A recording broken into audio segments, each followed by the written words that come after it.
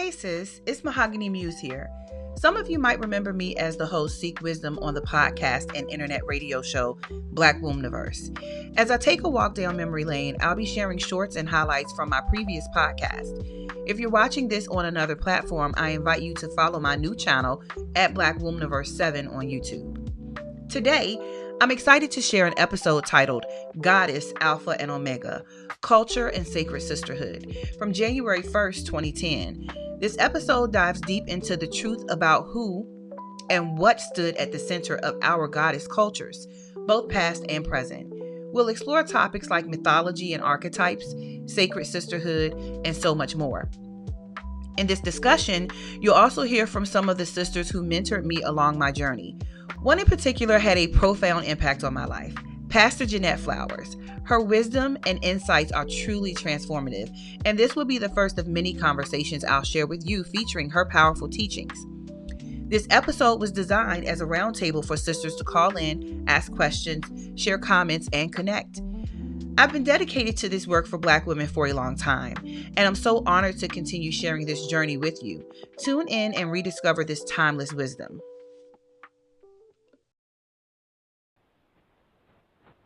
Welcome to the Black Womniverse. This is your host, Goddess Tara, also known as Seek Wisdom. Happy New Year to everyone. It is now officially 2010, and I'm hoping y'all feeling this goddess energy in 2010, because this is just the beginning of everything that's going on with this shift and this feminine energy that's rising very quickly now. I have a very informative show today. We will be discussing Goddess, Alpha, and Omega, meaning Goddess is the center, the beginning, and the end of everything. And we will be discussing Sacred Sisterhood in addition to a lot of other things. So this is an open forum today. We will have Pastor Jeanette Flowers participating and giving us her, wisdom in reference to some of the things we will discuss today. And before we dive into the conversation, I want to take a moment to shout out our sponsors for this episode. Their support helps make Black Womniverse possible and allows us to continue bringing you these older episodes in this sacred space for learning and growth. Stay tuned, and we'll be right back after this message. Hey sis, let's talk about stepping into your power. Are you ready to sharpen your intuition, build confidence, and truly trust yourself? It's time to feel more grounded in your decisions and embrace a mindset that's all about growth and self-improvement. This is about taking charge of your life and making the shifts you need to create the future you deserve, whether it's one you've dreamed of for years or the one you decide to shape starting right now. You hold the power to create positive change, not just in your own life, but in the world around you. By learning to master yourself, you'll uncover your true potential and open doors you might not have even known existed. If you're ready to step into this journey of transformation, to unlock your full potential and to create a life that feels like you, then let's do this together. Your best self is waiting, and you've got everything you need it takes to meet her. We are offering a free introduction to self-mastery class. Join us for this transformative 5-week course. The class schedule is Mondays from 7 to 9 p.m. Eastern, and it starts on December 16th, 2024. How to join? Well, you click the link in our bio to join our Patreon. Sign up is completely free. Once you've joined, find the Introduction to Self-Mastery post and follow the instructions to register for this free class. Registration closes on December 4th, 2024. See you there. Hey, it's Tara with Pure Alchemy Co. Let's talk about our fragrance Amrita. This is a top seller and a personal favorite of mine. Amrita is nectar of the gods, or should I say juice of the goddess. All right, let me get back on track here. This fragrance starts out with Tarako orange, kumquat, and kiwi. Juicy peaches, pineapple, and white flowers blend into ripe berries wrapped with a creamy vanilla and coconut base. Let our unique scents entice you. Here at Pure Alchemy Co., we offer wax melts and wickless candle samples. Each order comes with a free sample so you can explore our aromas. Like, share, and subscribe, or follow us on our socials at Pure Alchemy. Subscribe to our mailing list to be notified about our promotions and new products at purealchemy.com. See you there. All right, family. Peace and blessings. Welcome back to the Black Wombniverse. Again, this is your host, Goddess Tara, also known as Seek Wisdom. Let's see here. We have Pastor Flowers on the line. Pastor Flowers, how you doing? I'm blessed. How are you? I am great. Happy New Year. Well, thank you. Happy birthday. Happy birthday. Every day we birthing something, huh? Yes, we are. Creators. Yeah, we are definitely that. I'm going to go ahead and give this call-in number out again. It's 646-716-7675. This is going to be an open forum today. We're going to just allow the spirit to flow. I mean, it's some things we need to, really talk about today. So we're just going to, let it flow and see where this takes us. I'm going to read the description that I put up for the show today just so people know where we're coming from. Goddess, Alpha, and Omega, and Sacred Sisterhood. We will be talking about culture and Sacred Sisterhood. This show is dedicated to truth about who and what the center of our African cultures was. We will discuss mythology, how important that is. We will touch on archetypes and speak about Sacred Sisterhoods and much more. You know how the sisters are when we get on the phone, it flows. It may start off at one point and end up somewhere else, but it's going to flow. So with that being said, I'm going to allow the elder. I know I'm the host, but I have an elder on the line. So I just want Pastor Flowers, if you could get into the title what we have here, Goddess, Alpha, and Omega. What do you have to say about that? She's the beginning and the end of all things, and there's nothing that doesn't end with her. And it's also a zero, it's a complete circle. It's like in some descriptions it had the snake eating its tail and making a circle. It's the wheel, who invented the wheel. It's where everything is. It's what everybody's trying to figure out, and nobody seems to really understand. And unfortunately, even the person that's the real Alpha and Omega doesn't understand who she is anymore. That's true. I totally agree with that. I mean, the black woman is the beginning and the end. She is, in all herself, the mystery system. And she has forgotten what and where the mystery was. She forgot that she was it. That's true. So, the whole focus of Black Wombniverse and everything that we are trying to do here is bring information out in reference to that mystery, because there was a time when it wasn't a mystery. Right. Everybody knew. Right. Everybody knew, who was the shit, so to speak. And that's the adage of the light. Because the light was it in Revelations. It says, I can't quote word for word, but the symbology is trying to say that the sun, the sun is what we look at, and it gives all life down here below. But it talks about the sun would be no more, and it uses it in the reference of Jesus would be the light, and really the spirit behind Jesus is the goddess. So she is the light. She can only give you light on her own self. And she did at one time. But in learning about that light, right now the light is darkened because we are that system, and we don't know that we're that system because we've been basically trained not to know who we are anymore. Right. We've been systematically hypnotized. Very much so. Very much so. Wow. What is the importance of mythology? Well, mythology... And is it really a myth? Not really. It's you have history and you have mythology, and mythology is more of the truth, but they done said that that's more the fiction than it is the truth, and history is more the lie than it is the truth, so they done confuse things. But the thing about truth, it has to be truth in all things, because that's what keeps the sun where it is and everything else. That's the truth, and that's her. That's that sticky black stuff of what we are.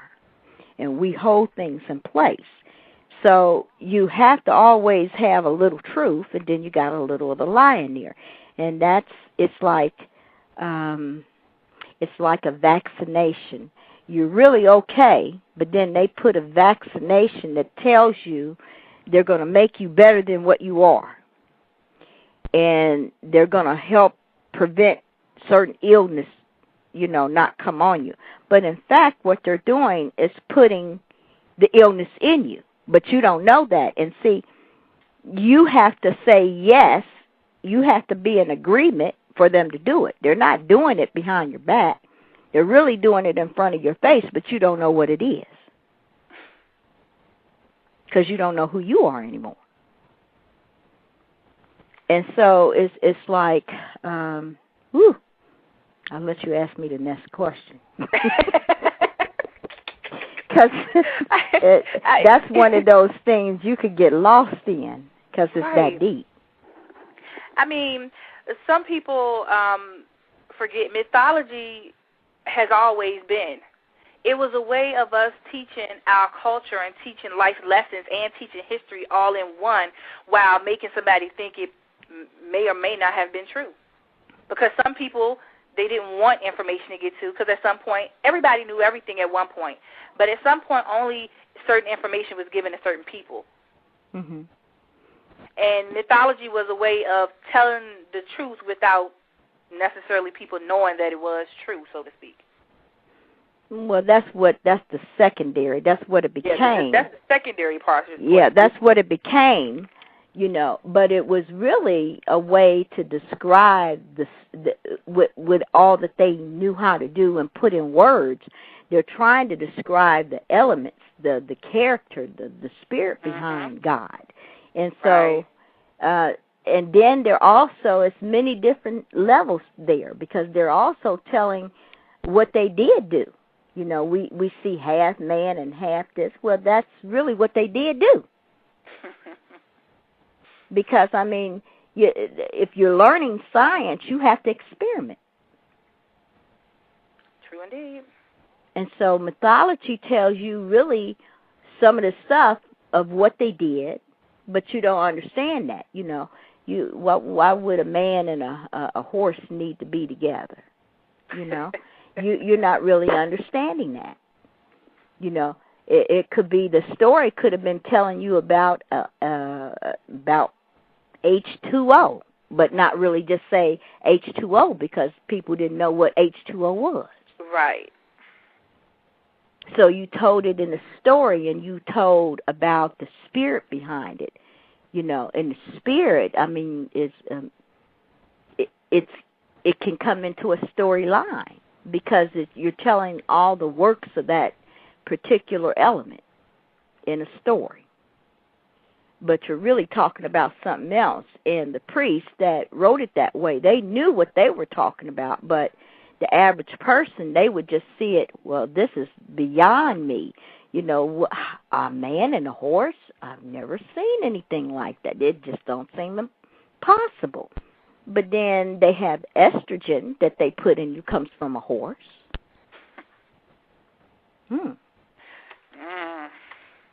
Wow. So which is the truth and which isn't, So you got to really look at all the things. You got to look at everything. My mom always said you could find some truth in everything, even a drunk. Mm-hmm. And so you have to learn that, you have to look everywhere, because in it is a part of the truth, and that's quantum physics. So they're talking science, but they're telling it in a story. Right. Which is true. And see, most people pick things up a little easier when it's told in a story form. Well, yeah. I mean, and that was like so many. There have been people who say that some of the religious texts, these were like baby stories for children, because in a way, but it's told. But then there is, I know in the Bible it says, that babies drink milk, and when you're adult you eat meat. So it's really kind of telling you, this is the child story. You when you're going to school, you hear a story, and as you progress through elementary school, that story builds and builds and builds, and then it becomes more of something else. I mean, they do it with nursery rhymes. There's just many different ways to relay information, and believe me, we are the master of all of them because we created it. So that brings me there to archetypes. And archetypes. Now, I'm going to read the dictionary definition, and we know that's all good for about a pile of beans. But sometimes they give a little good info, sometimes. So, archetypes. The dictionary defines an archetype as the original pattern or model from which all things of the same kind are copied or on which they are based, a model or a first form, a prototype. That's about it. And that's why normally I don't necessarily go by what's in the dictionary, because sometimes you have to, parse it in bits and pieces and really dig deep. But for this one, it was on point to what an archetype is. Mm-hmm. So if we're looking at archetypes, a lot of people know things by deities, gods, and goddesses, but those are archetypes. But those are models and patterns of the same thing, or copied and based off of an original and a prototype. So now the question is, and we probably already answered that, but for those who didn't get it the first time around, what was it copied off of? What was the first? What was the original? Us. The black woman. The black woman. And everybody has always, and really in some essence, still know that, except the black woman.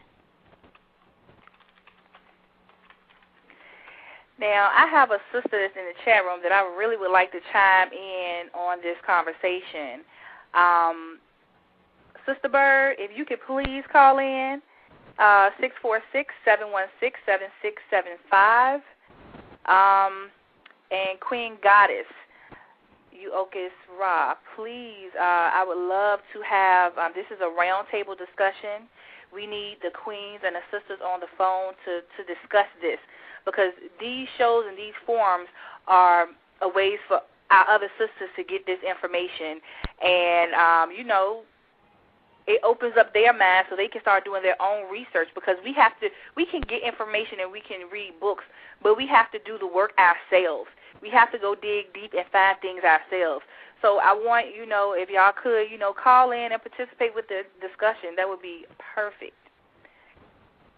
I don't want to have to call y'all out now by opening up the call lines and putting people on blast. No, but I want all of us to participate with this, all the sisters to participate with this, because it's of vital importance to our to our sisterhood that we discuss these things and people hear more than one point of view, so this can spark something in them to go dig deep and learn and find certain things out for themselves. You got to free your mind. And the only way you could free your mind is you really do the work. You have to, you're in bondage in your mind, and you have to begin to hear different. This why, we're talking about archetypes, and the idea of archetypes, well, it's like there's many things that duplicate the same thing. And so you got to go in and look at them and see how different people have described them in order for you to find yourself. It's almost like you was a whole person and somebody didn't cut you up and spread you out all over the world. Now you got to go back and collect yourself. So when you go back and you learn about the archetypes, then you discover, hey, that was the black goddess. She was there too. That's okay. And so you begin to put everything together in a whole, because that's how women do. Women see things through a whole. But you got to first do the work so you could discover who you are and what you're capable of. And then once you know what your capabilities are, then you're able to use those capabilities to create your own creation. Because this creation down here, you created. And you don't know that. Because you've been told God did it, which was a man. And then you're stymied at that, because now you're saying, well, how did he create that? And so my thing is, I had to go back, well, where did this stuff originally come from? Who was speaking this? And stuff always took me right back to Africa. My journey, I came up Catholic. Then I tried to figure out, well, okay, when I got a certain age in my 20s, why is there all these different religions and this everybody saying they worship God, and who is God? So that was the thing that kept me on that journey until I discovered that I was really searching for my own self. Now that's deep. That's deep, but it is, but it isn't. It's right there in front of our face. We go outside of ourselves looking and searching and finding, and you keep looking and searching and finding, and one day it hits you, it's you. Well, in Yamaya, different people pronounce it different way, has a mirror, and looking in the mirror. Is still talking about looking into you. Right. And we were talking earlier, we can change anything because we created everything, even this situation we're in right now. Now, that's the thing that a lot of us don't want to talk about. Now, I have opened area code 478. Hello. Hello. Hi. How are you, ladies? We blessed. Yes. Yes, you all are. Who are we speaking with? This is the Goddess Network. Since I was Goddess called Network. out in the room.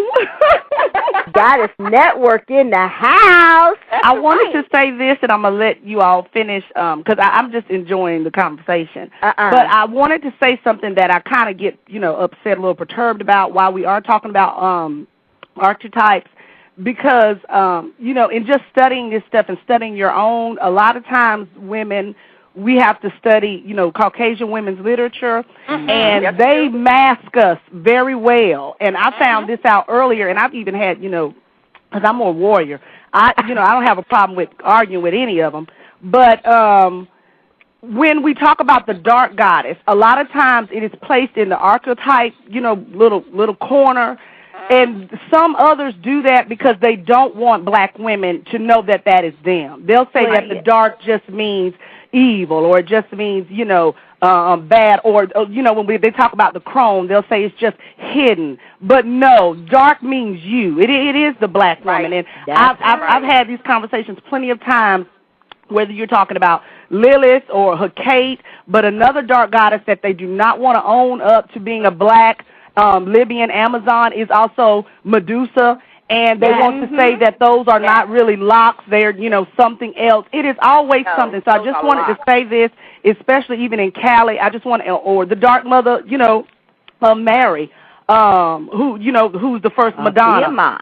Right. I wanted just to say this to any of the sisters that listen to this that are studying, because you are masked in a lot of these books, but when they talk about dark goddess as an archetype, know that they are not just talking about the mythologies, even though that is true, but they are referencing you as the black woman. And that's all I wanted to say. But thank you. I enjoy the conversation. No, you can't go. Hold on. Wait. Wait a minute. Wait. No, you're not. I like listening. And we like listening and talking to you. Too. But we gonna talk today. Well, hold on. Before you skate out, I really hope you would, and I really wish you would stay because you're very much welcome. Very much welcome. I mean, all the work that you have been doing. That's right. With everything you've been putting out on, the Goddess Networks on YouTube. If y'all have not, I can't imagine anybody that's into Goddess that has not run across a video or an interview that this sister has posted up. So, from one sister to another, I love you and thank you for everything that you've been doing. Thank you. Oh, and I love, I love all the work you all are doing. I have, as a matter of fact, interviewed Pastor Flowers, and I'm going to put her interview up on my page too. But no, I'm glad for all the sisters' work, because I learned I learned so much from all of y'all. But I just wanted to hit on that because they will talk about archetypes all day, and they will not own it up to being any woman of color, dark, of African descent. They will skirt all around that, but they'll just say it's dark, dark, dark. And we are not just myth, because we are myth, but we are the story. We are the beginning and the end, and we are the present, which is right now, and we are the dark goddess personified. So I just wanted to add that in. But I'll stay on the line. I'll just, go off cue. Now, I wanted to, while we were talking about archetype, if we could, for the sisters who may be listening to this that are just now getting into Goddess, can we, in addition to the goddesses we mentioned or the archetypes we mentioned earlier, can we, throw some more out there so the sisters will know, have some reference points in doing their own research? So we've mentioned Kali, we've mentioned Medusa, we mentioned Yemaya or Yemaya. And we mentioned Mary, which is also a form of Set in the Black Madonna. Right, y'all mentioned Tiamat. Oh, Tiamat. Mm-hmm. Yeah, I think y'all have also mentioned Gia, who's really linked to the earth, which is dark and green as well. There's so many. Do y'all want to? Goddess Neith. Yes, first. Let's talk about that right quick. Yeah, first. Let's talk about that. Everywhere, everybody is mentioning Ra. But nobody is talking about Goddess Neith, or Nit, as some people pronounce it. Mm-hmm. She was the mother of Ra. Yep. She was the goddess of weaving, which is why they called her Nit. She weaved everything into creation. The sticky stuff. I'll share the same. I'll share the same sentiment. I for the life of me, I don't know why that goddess name isn't up there on the forefront. Also, but. I have my own thoughts of Ra, because I don't believe Ra even existed. Ra. But yeah. Ra existed. Ra is the sun, but Ra wasn't. It might have been Ray. Right.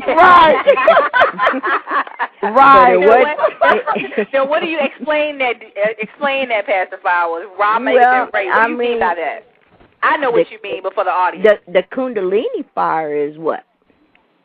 Fire is always... Well, yeah, fire. I'm up here chewing bacon. And it went down the wrong throat. This vegan type soy bacon, and went down the wrong throat. Okay. Well, I'm glad you got through that. Thank you. I'm sorry that I had to share all that with y'all. It is what it is. The thing here is that everything really was about the woman. There was never a man god. That's a new thing that came. Even the sun. If you go back, I think it's over Kuan Yin, when you go back in those things, and see, that's what they did. That's what she's telling you. You got to study everything, because they hid her there. They spread out the different characteristics, and then they put a white face on it, and then they said this, and then they talk about dark being everything but the color of her skin. Right. Now, I've opened, I think, Queen Goddess. Is that your line, 111?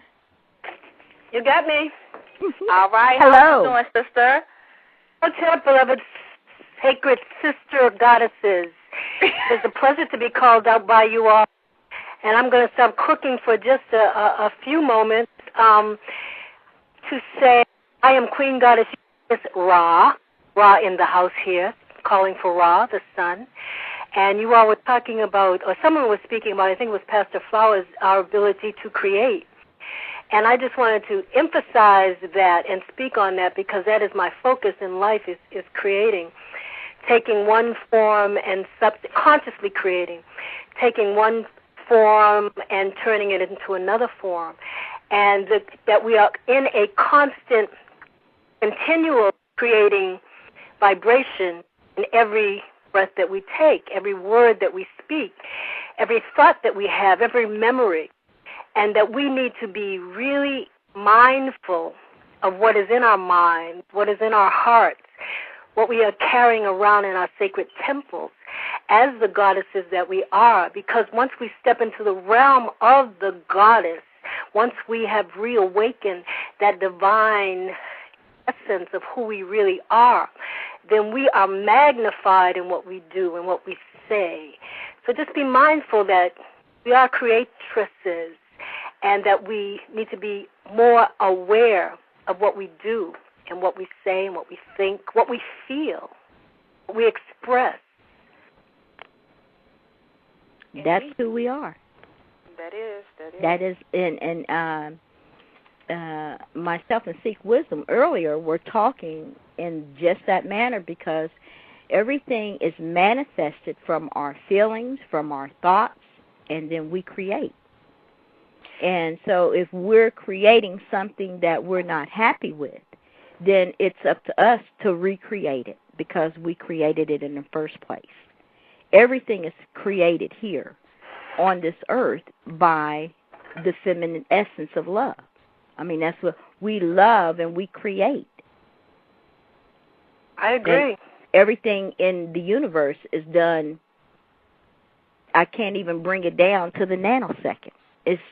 And she's still creating.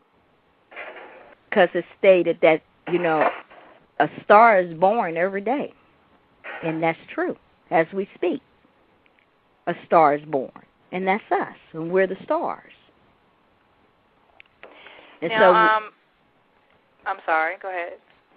No, whatever it is that we have in our mind, we create. But the issue is that we don't know that anymore. Right. Now, you mentioned earlier, I think it was, I don't know whether it was Goddess Networks or whether it was you, Pastor Flowers, but the topic was brought up of European women or women of other cultures writing books and hiding information and things of that nature.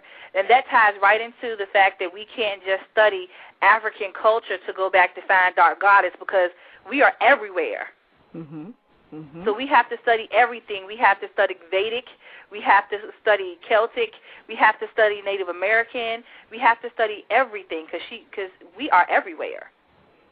It's not just Kemetic or Nubian because they've hidden our depictions and our energy everywhere and covered it up. Well, you go back, I think what people don't want to really believe is that at one time all the land masses were one. And so it wasn't 7 continents.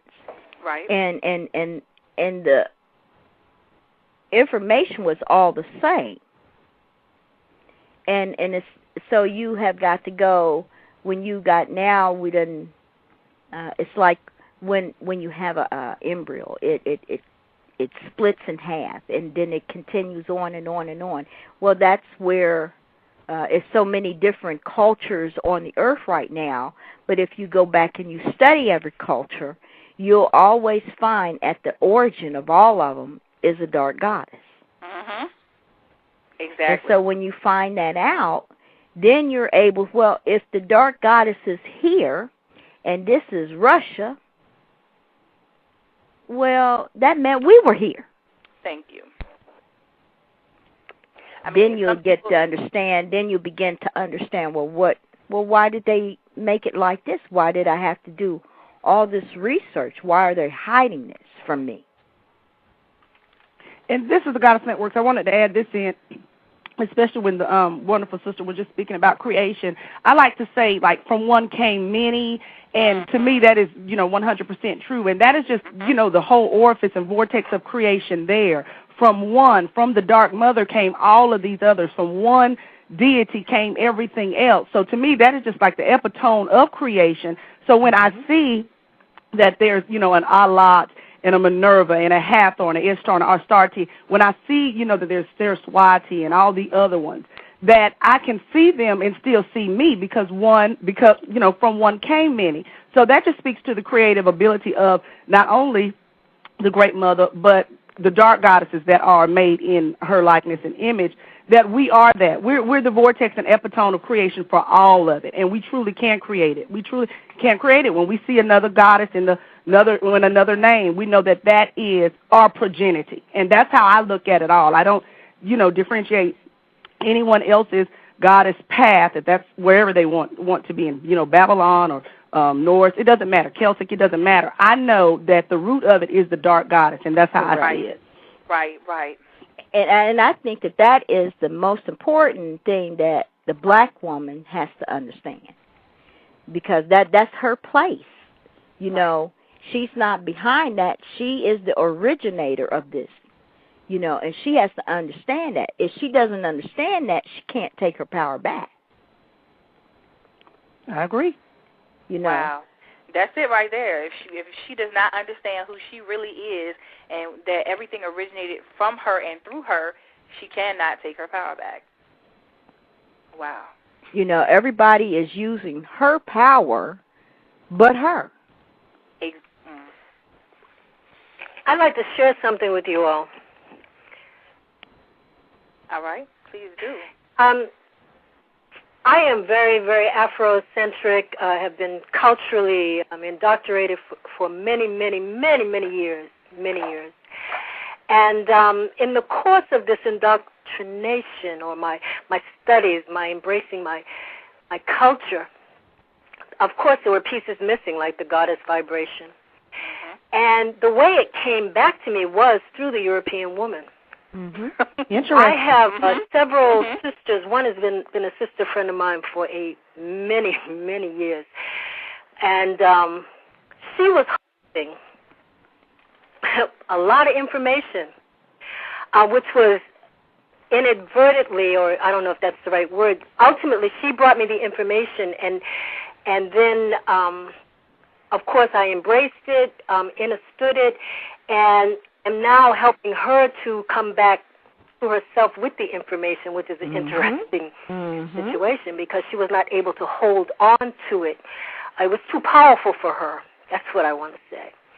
And I believe what I'm trying to reveal is that there is, since we all come from one and we are the beginning, we have left these aspects of ourselves in places that we have to go back and revisit. Yes. Yes. And I just wanted to put that out there to see what kind of a dialogue I could, stir up in my pot. Thank you so much for putting that out there. I mean, because I think all of us share a story like that. Like myself, I'm young. I'm 28 years old. All my life, my family has been Christian, and, when I went into the church atmosphere, my spirit I would look around, see people catching the Holy Ghost, and it looked like they're having an orgasm, but I'm going to save that comment for later. And I'm just looking around, and I'm like, well, what am I not doing right? I'm reading the Bible, I'm practicing everything. How come I'm not catching the Holy Ghost? What's wrong with me? So I was like, something just didn't feel right. It just didn't feel right. And then some of the things I was being taught didn't feel right. So then I knew I wasn't being taught all of my history. I went and found that, so I got upset, and I was mad, so I'm a mad black person now. And then I walking along with my brothers, and I'm realizing, so we in this conscious movement, and, we Afrocentric, and I'm realizing that it's certain times that I can't speak. It's certain things that I can't participate in because I'm a woman, and that's a man's conversation. And I'm like, well, hold on, wait a minute. So then something said was, Spirit speaking to me like, you got to go deeper. It's something you're not missing. It's something you're not getting yet that you need to know. So I start listening to different radio shows and just reading different things, and I found it. It was that dark goddess. And when I found it, I first thought, okay, yeah, you know, black women is God, this and that, but I still had to go deeper into more in different cultures. I had to open my mind. I really had to release everything that I had been taught on every level and relearn myself. Mhm.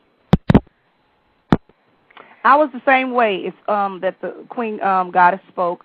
I was the same way, but I wasn't. And my story's a little like the opposite because I wasn't Afrocentric first. I was, and I don't even call myself that now. I call me more goddess-centric. But I came through the Caucasian way. That's the way that I came. So I came a little backwards. I didn't know that was me that I was reading about. Like my first book that I ever really got on it was a book called by Rosalind Mills, which was Who Cooked the Last Supper. And then from there I went to The Dark Mother by Dr. Lucia, and then The Great Cosmic Mother. So I was reading those three, like my flagship, and even though they hit on some of the Afrocentric stuff, I was just picking up things like I knew. I was just picking up.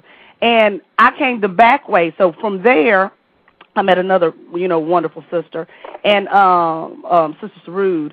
And she, and just from there, I was able to put a whole lot of pieces together because I came the opposite way, and she was one that helped me kind of, bring both sides together and mix it toward the dark goddess. But I came the opposite, and just for me, being the way that I came the opposite, I think that it gave me, and this is just me, a better insight on it because I knew that those goddesses and all those other cultures, while they were still parts of me, they were still me. So I just came the opposite way because I didn't start Afrocentric first.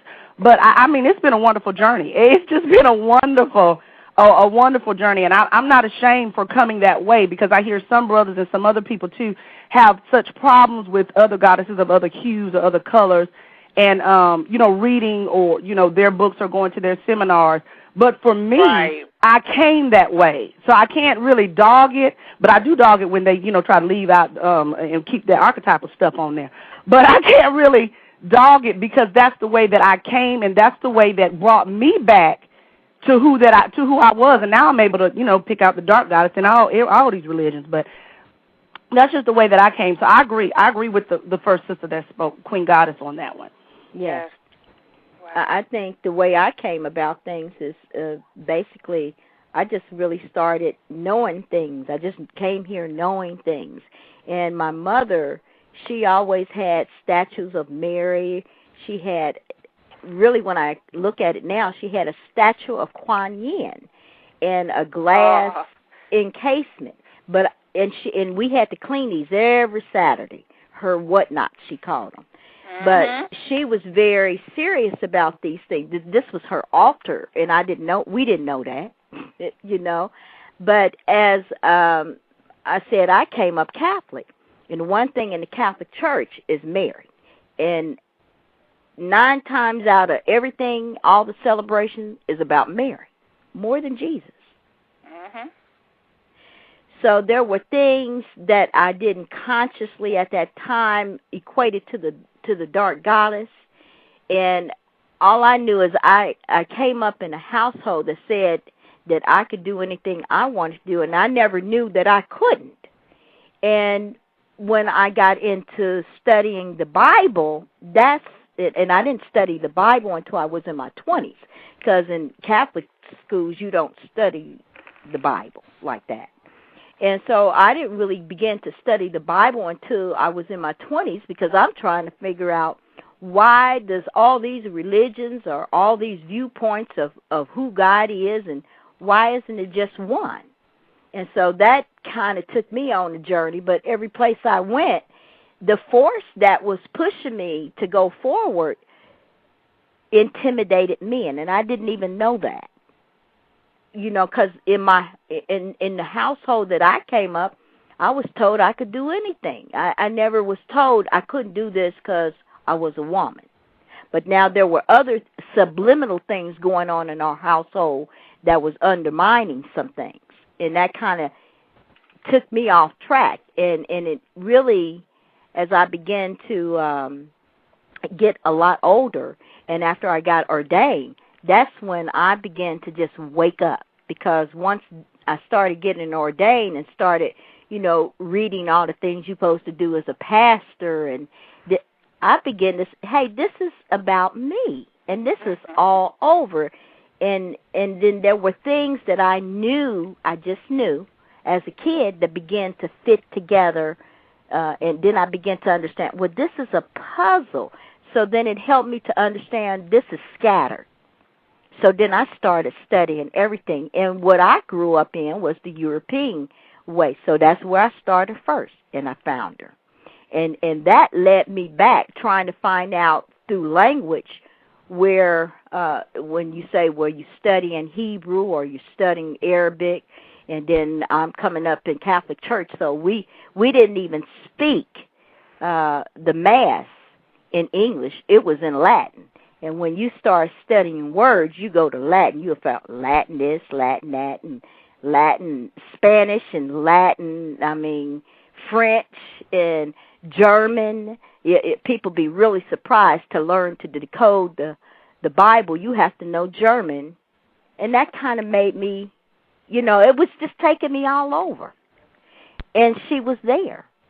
And then when I got on the computer and met Mommy Sarud, and first I came in contact with the Sankofa daughters.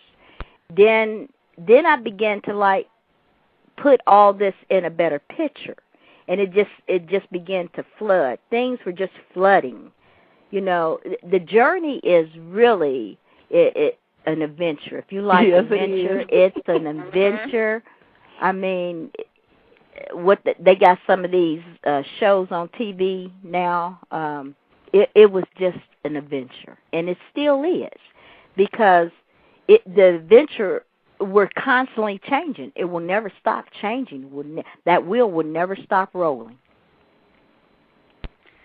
Wow, it's just interesting to hear the different stories and everything from everyone as to how they came to Goddess, and their and our awareness of it, especially from the point of view as a black woman, because for us, in a lot of aspects, it's a big shock when we find out all of this. Very much so. It's like you knew something wasn't right in your spirit, but then when you're confronted with that and you see that picture and that's you're like, well, hold on. And then there's another side of it, that responsibility and that accountability. I'm not talking about necessarily to other people, but to yourself, because then we have to look at, on a whole, what role do we play in these situations and these circumstances that black women find themselves in? If you're the creator of everything and everything came from you, then nothing can be without your permission or without your energy being put into it. Exactly. So why is things the way they are today? Now, who created that mess?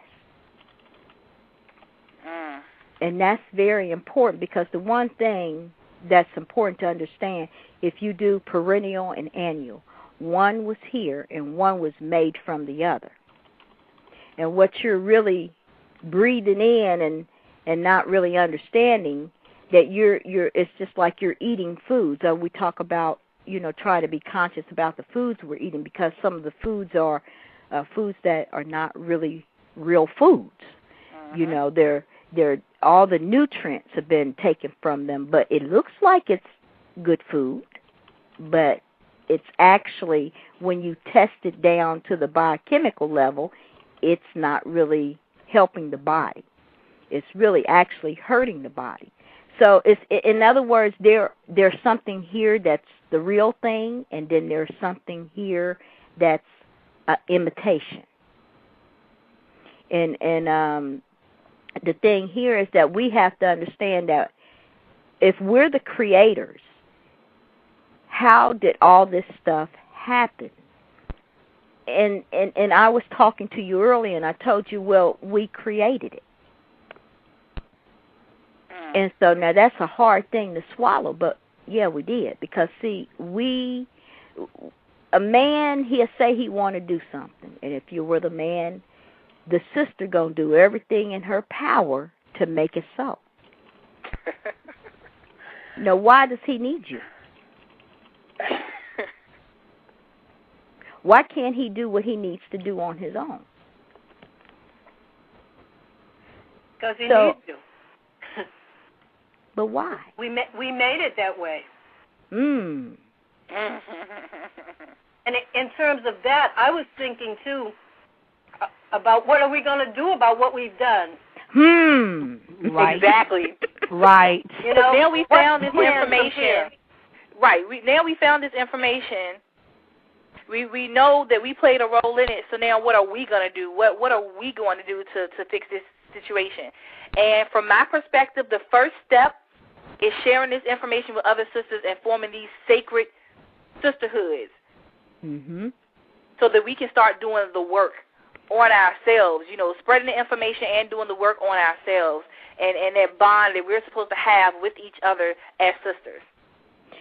See, we got to come to a point where we stop blaming someone outside of ourselves. If you blame something outside of yourselves, then that renders you useless and you're weak.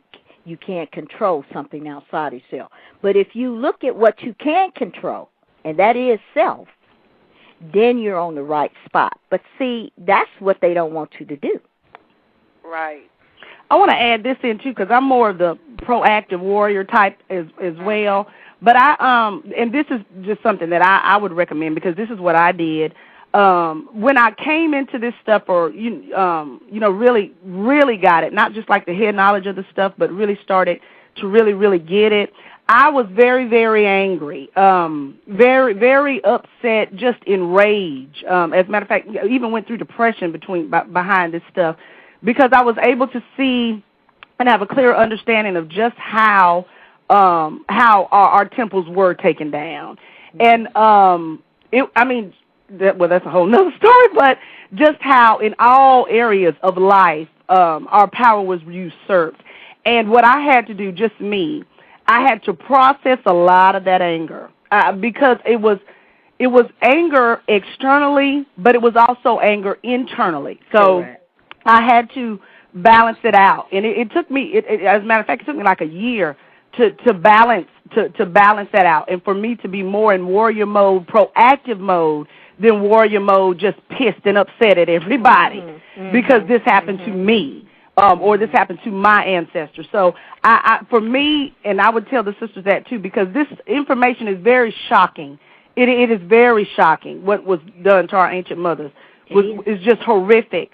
But I had to process that rage. So I went through times of just being pissed at black women, definitely pissed at black men, pissed at white men, just pissed. So I just had to process that rage and utilize it a different way. And now, I'm able to create destruction and construction. But I was more in the destruction mode, so I had to balance it out. So I agree. I agree. For me, when some women come into this stuff, they're going to be very, very upset and angry, especially with the brothers that they see every day that still don't want to, honor the goddess. But I had to process that rage and find out that no one has to honor it. I'm the walking honor of her, and that's it. That's correct. And see, and that's the thing. You have to know that. You have to be the walking honor, and as you walk, that's going to change the way that you interact with things. And then when you interact with them in a more positive way, then you'll be changing them. You'll be turning it around and setting it straight for yourself. But it is a process. Yes, it is. And you got to have all of those emotions there in order to get to this other part of it. I mean, that's you can't evade that. In that grieving, in that depression, in that anger, like you see a strong power there too, and it's a destructive power. But if it's destructive, if that's the part of you see, well, okay, I'm depressed, I can't get out of bed, I'm mad at everybody. Well, am I going to be like this forever? Well, then you make a choice. Because, see, at each level, you have to have an ideal. The depression makes you have an ideal. And then that depression, it actually, whether people understand it, it's giving you a way out. Right, exactly. So every process is needful, and you got to go through all of that. I mean, because if you're really doing your study, you are going to be beyond pissed. You know, you just will be. And then you have to, okay, I can't, and some people get lost there. You know? Right. So you can get stuck. But if you don't want to get stuck, you have to move forward, because as it is, it's changing, and it's a wheel. It's constantly turning. You can stay there if you want to. It's going to leave you. And then as you go through this and you get, it's like on the other side of the rainbow is your pot of gold, then you get the gold. Then you understand, okay, all I have to do is do me. And collectively, as we do ourselves, then we're more powerful in a collective. But if you have one person who hasn't done me, who doesn't do that process, then they're going to be the kink in the wheel. And it's so important. You have to do the process. You have to come back and understand that if you're the creator, you can create good and bad.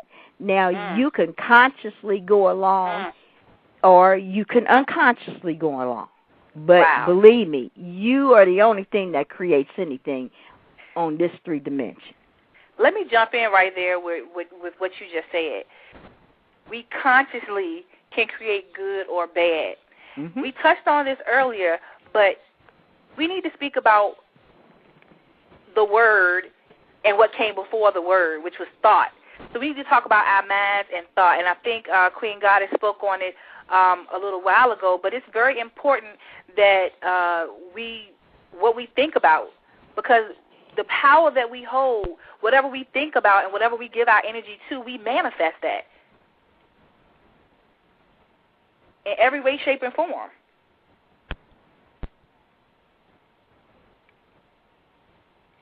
Whether consciously or not.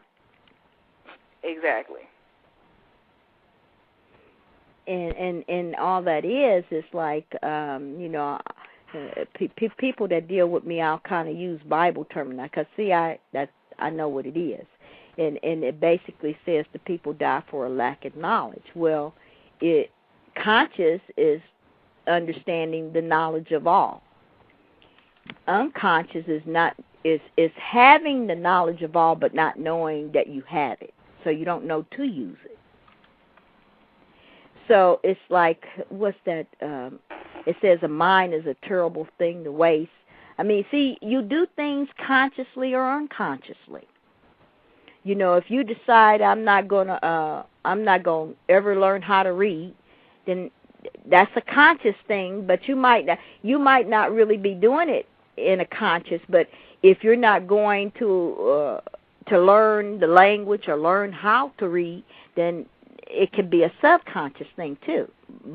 If you're out stealing cars, doing everything that you shouldn't do, and then you wake up one day and say, I'm homeless, you know, because I don't want to make everybody think that homeless people, but there are some people who has consciously done things throughout their life to be homeless. That's very true.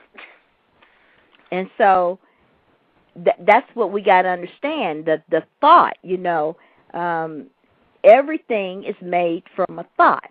You know, like the word in the Bible is predestined, which means pre-planned, that there was a plan.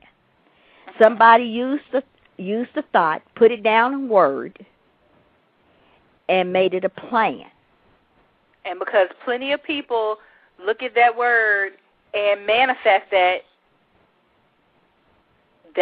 can be their reality, especially when you're looking at certain things that are in Revelations and a lot of this propaganda they're trying to put out about 2012. And how did the word manifest become so predominant in our lives?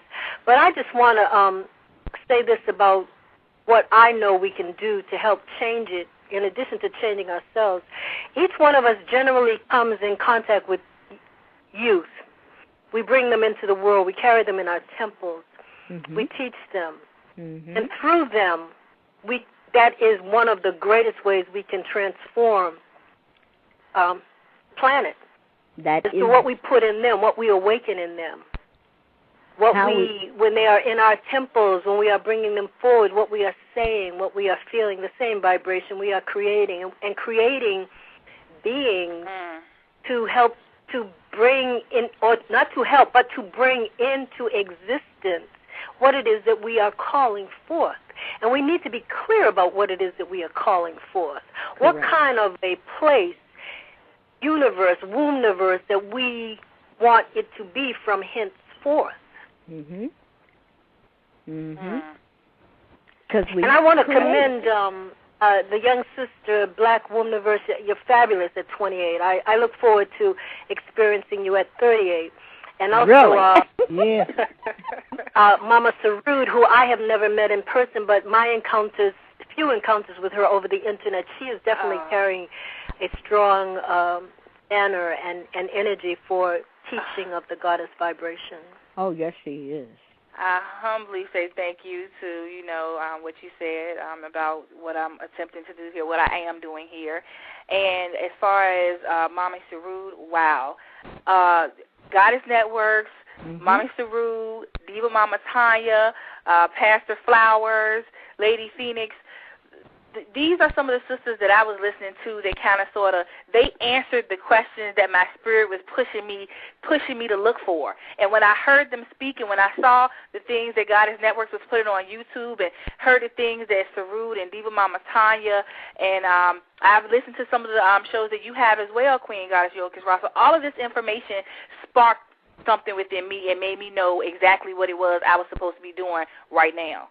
So that's why I'm hoping that by us being here doing these type of roundtable discussions, that it's sparking and giving other sisters that same divine spark that I had to go find themselves. And I agree, sis, and that's why my page is a network, and that's why it says the Goddess Network, because it is truly a network, and women, we're just, fabulous in all facets. It doesn't matter what genre or whatever, the gift or talent of the woman is, but I've always been blessed also, and that's why I promote sister circles whenever I can. I've always been blessed by the wisdom of many women, regardless if, some had a different view or a different take on it. I've just always been blessed, and it has always helped me to come into my wholeness as a woman and walking in any type of power by listening to the stories and the tales and the interpretations of other women. So I agree. I agree 100%. Wow.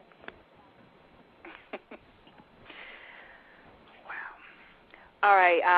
I want to get everyone's take on how important it is that the Black woman knows her connection to Earth and the cosmos, and what place does ritual and ceremony hold in our lives?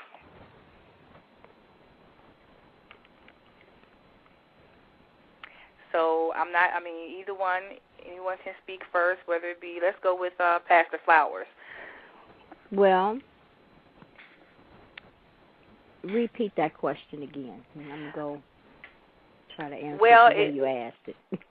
I'm going to respond to that, and then you can close my mic. But just yesterday, speaking of Diva Mama, I got an email, and she sent out some rituals for 210. No, for the Blue Moon. And it was like, I said thank you to her because some of it I knew and I needed to be reminded of. Some of it was new. And it was exciting to just be connected to her energy. And ritual is you get up every day, you go to work, or you you drink your coffee, or you meditate. That's a ritual. Get on Blog Talk, and ritual is habit, repetition. Right. That's and forming patterns within yourself that are going to empower you. And if you draw upon rituals from antiquity, such as using the fire, which is something she mentioned, which is something I love to do to transform things. As a matter of fact, I'm going to put this charge upon all of you to take the fire, become more acquainted with the fire, and to use the fire to help transform our current situation, and the fire being one of the elements that we have created for various purposes, and that is one of them. Transform, to clear away, to renew, to allow new growth to come forward. Ritual is who we are. Mm-hmm. Wow. Well, ritual, the word ritual is round. I mean, it comes that all these words come off another word. It is circle. It is something. You said the beginning and the end is what your title of the show is. Mm-hmm. So it is a cycle. It's what you're doing, like she explained it. I mean, you're doing this habitually every day. So if you're doing something as a ritual every day and it's not blessing you, then that means you got to redo your ritual so it will bless you. So it is habit, but that's the problem. We got to learn the right rituals because we're doing rituals anyway, whether we understand it or not. Right. But the thing of it is, we have to do it in a way that it begins to bless everything, bless the earth, bless ourselves, because, I mean, we're the ones, if anything, that's destroying the earth. So then you have to basically educate yourself and change the way you do your rituals so that you'll begin to bless the earth. And you and the earth be one. But see, we live in a system that's artificial and not natural, and it tries to teach you to go against your own natural self. So you're doing a ritual every day to basically, to your downfalling. Or you could do a ritual to lift yourself up. It's up to you. I mean, but we have to learn again from baby steps what ritual is and how to do this. Because if we have dysfunctional homes, well, these kids that we admire you because you're 20-something years old, because most 20-something years old, they're doing something that is causing pain to themselves and the families that love them. But then again, they learned it from home. So like you, Queen said earlier, you have to go back to even in the womb, the things you think. And even before the womb, you have to prepare the ground to receive the seed. And if that ground isn't prepared, even in the womb, it's going to be hard. Because if you're speaking and feeling a certain way while you're, in that womb, when you plant certain things, you have to check the ground to see if the right type of nutrients are in there for that particular plant. So you have to prepare the ground, and that's what we need to do first before we receive the seed. Because if you receive the seed in a deficient ground, it's not going to produce all it can. It'll produce, but it might not produce all the best kind of crop. Whereas if you fix the soil, if you prepare the soil to receive the seed, then that seed begins to germinate and get all the needed rituals from there. It's just like we're having babies nowadays, and we're having babies with all kinds of problems right now. But we weren't receiving these seeds with the right understanding of what we were doing. And so we don't know how to change our habit because we continue to do the same thing we did prior to us being pregnant. So that ground has to be prepared before it can even receive the seed. And then if you took that much care to prepare the ground, and I give people Psalms 23 that are Christian. And not everybody comes up in the Christian religion, and that's okay. But Psalms 23, to be a shepherd, what that shepherd had to do was go and prepare that land for the sheep to graze, because there were all kinds of things on the ground, and some of the things were detrimental to the sheep. So you have to prepare that ground first. And if you take that much time to prepare the ground, then you're going to receive the seed because that's a holy that's a holy seed. And then you can begin to, while you receive that seed, as you're carrying that seed within you, you are feeling and thinking the right things to give that seed the right nutrients that it needs. So then when you birth that baby out, that baby, see, these babies that's supposed to be birthed out, and some of them that are being birthed right now, they're going to come here. They're going to be, you're 28, how about they're coming here 1 and 2 years old, and they're going to fully talk. And they're going to be reading at 1 and 2 when we get this right. But if you're just going to, it's weeds and everything else, and you got to watch what we call weeds nowadays, because we don't know what this, we're so far away from the earth, we don't know what's good and what's bad, It's a lot that we have got to learn in the adage of the seed in the ground and preparing and us changing things. We have to change the way we think. And the only way you could change, you got to put something different in to get something different out. You can't continually do the same thing and expect a different outcome. You have to change. And so we have to give right information now. Well, I agree with both of what the sisters just said. They basically have summed it all up, so I really don't even need to say anything. So I agree, and the sister just spoke, as far as our relationship with the earth is concerned, the sisters both just spoke, and Pastor Fowles just spoke about the cycle, the birth, life, and death cycle. And we see that, represented in the triple goddess, the mother, maiden, crone. And, the earth, it just sustains us from the food we have, to the herbs that we even use in medicine. So it's paramount that we as women get back to the love of the earth and, just all the wisdom that the earth can teach us. And it just provides, the earth just provides everything to sustain life. There is a book I wanted to recommend. It is an older book, and it is out of print, so that's why I wanted to speak to the sisters about getting it. But it is called From Teepee to Skyscraper, and it is a book that, entails or talks about women as the first architects. And it goes into great deal about ritual. This is why I brought this book up. And that in indigenous cultures, it was ritual for the girls to build their own living dwelling places. That's right. That is what the ritual was.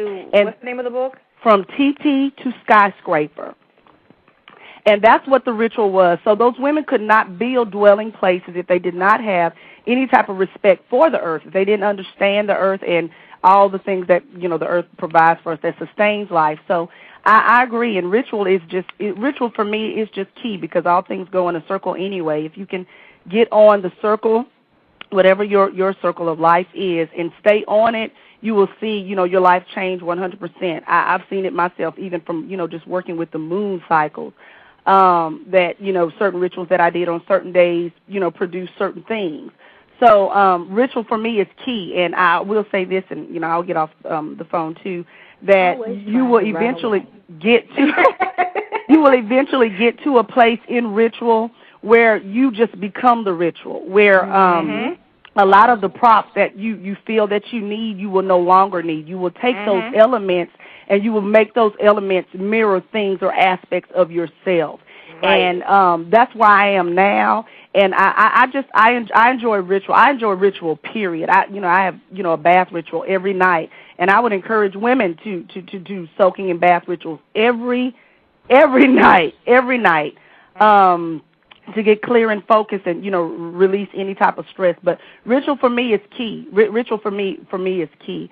So thank you all. Thank you all. I do need to get going as well. But I always enjoy listening to what the other sisters bring. And I enjoy listening to what the other sister had brought, Goddess Queen, because she was just speaking on fire. And that is where the Great Mother is leading me to do some more work with that particular energy. So that was like confirmation for me. We need that. Yeah. So thank you all. Thank you all. A great deal, and I always enjoy listening to the wisdom of the sisters. I love you, Goddess Network. Thank you so much. Definitely. All right. All right, our call-in number is 646-716-7675. Please, give us a call, if you have a question or a comment, or just if you want to just say hey, so we can send some positive vibes and love out there to everybody. So, again, that call-in number is 646-716-7675. I just want to give a shout-out to everybody in the chat room. The chat room is 13 people deep, and 13 is a very strong goddess number. Yes, it is. So, I really didn't expect that many people to, be listening today because, it's New Year's Day, and, some people were, went out last night and partied and everything. So I didn't know if anybody was going to be listening. I thought more people would be listening in archive, but I'm glad that you all are in the chat room listening. But, give us a call. Again, that call-in number is 646-716-7675.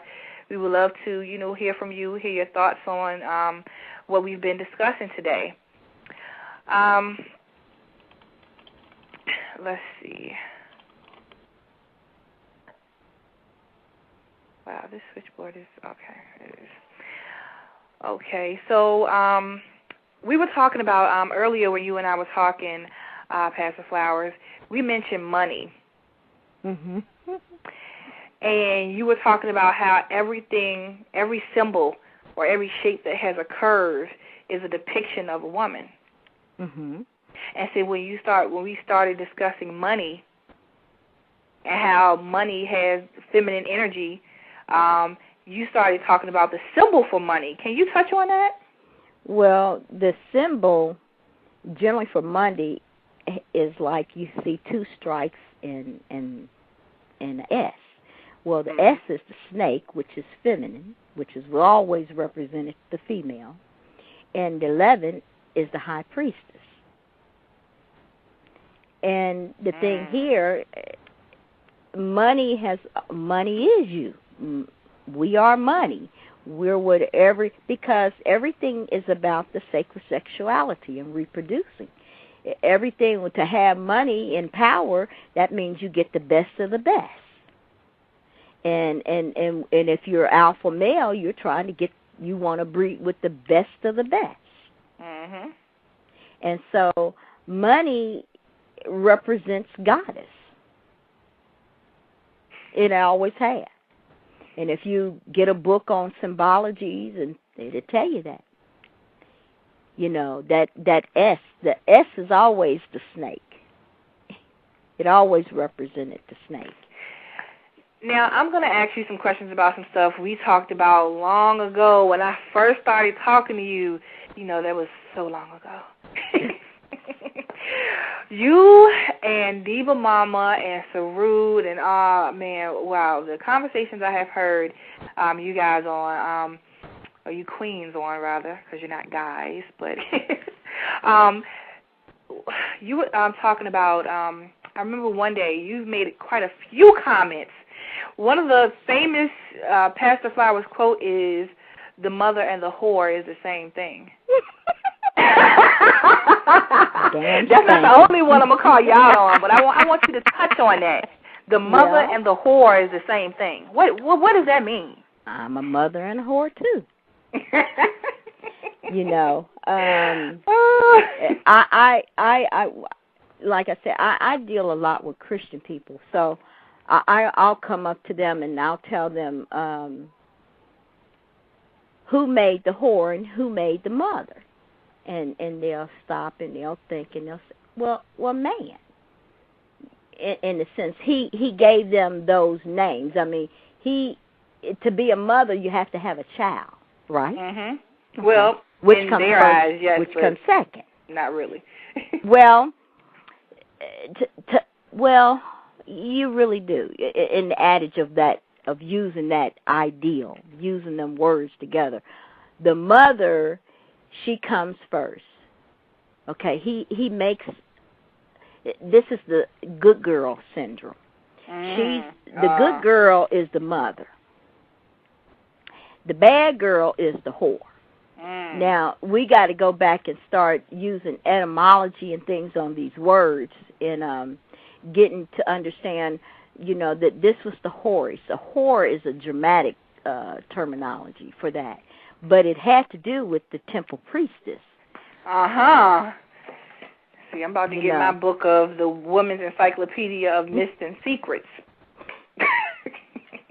and so the man, he calls her that, but he holds the power in calling her that, but she is that. And so they divided things, and there was reasons that they divided this, the mother and the whore, because it kind of, what it did is like women in the matriarchal system, if they were able to choose who they wanted to have a child with. That was their choice, not like it is today where the man, he chooses you. I mean, we acquiesce and agree with it, but we don't really, well, in nature, the female, when it comes time to mate, she doesn't just mate with any male. She tries to mate with the most dominant male who has the good genes. Mm-hmm. And she can sense that. And then the men go through a thing of fighting, and whoever wins, and so then she generally goes with that because she wants to make sure, ensure, the word ensure, that her bloodline keeps going on.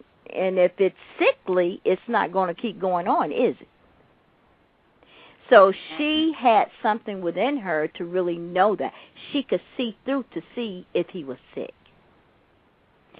And the thing here is that we have to understand that we are mothers. I mean, a wife, a wife is considered to be, she's the mother, she's the wife, she's his prostitute. We've heard all these terminologies used. But the thing that the man did was divide us from that. And in essence, we're both. And that's the division between women that we have right now. Because you got the wife feeling that she's in the best place with the man by being his wife. But then he goes in secret, he tells his wife, oh, that's a whore. Then he goes at night in the dark, and he go in the light too. But just kind of telling the story. He goes in the dark, and then he tells the whore, oh, she doesn't understand me. She don't know what to do. So he gives this whore a certain amount of power, because he's building her up to make her feel that she's better than the wife. Then he tells the wife, well, she's dirty and she could have AIDS. He's controlling both of these powers. But the people that he's controlling, the mother and the whore, don't realize that they're the power. Mm-hmm. And they're in agreement with him, whether they realize this, to basically transmute this power and use it in the way that he so chooses, instead of you using your own power as you should use it. And he keeps everything divided, and that also represents quantum physics, because in quantum physics it's particles, and it talks about how every little thing comes together and make a whole. And so these things, I use that terminology, just to kind of tell a story, because when you hear the story from the Christian perspective, you really have to break these things down. They made good girls, they made bad girls. They turned the good goddess into bad demons. And you even got to take and go back and understand that word demon and deity and where that came from. That's why it's important for us to go through other cultures. What does demon mean? Please? What does demon mean? Well, Devi had to do with Behemoth, who was the devil, who was the dark goddess. I'm laughing because it's just funny. Everything that has to do with dark, black, or Devi or Divas or Diva means evil, bad, or devil. Mm-hmm. And it's just funny how whenever something new comes to take over, they have to make what was there before them seem evil or bad in order to take hold of it. So it's almost like you have to turn everything the opposite. If you're told that something is bad, you need to go research that, because that's probably what used to be before what is now currently wide known. We took a class in Judaic studies, and the professor in there, he told the class, he said there's not one white person in the Bible, not one. And he said, if you're going to tell a lie, you have to go back and you got to tell it at the beginning. So you got to make Eve bad at the very beginning. And then you can carry that storyline all the way through.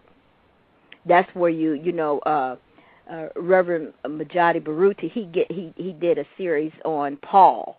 And so you have to carry these stuff. And it doesn't matter if you're using the Christian Bible or the Quran, right, because the Quran has it in there too.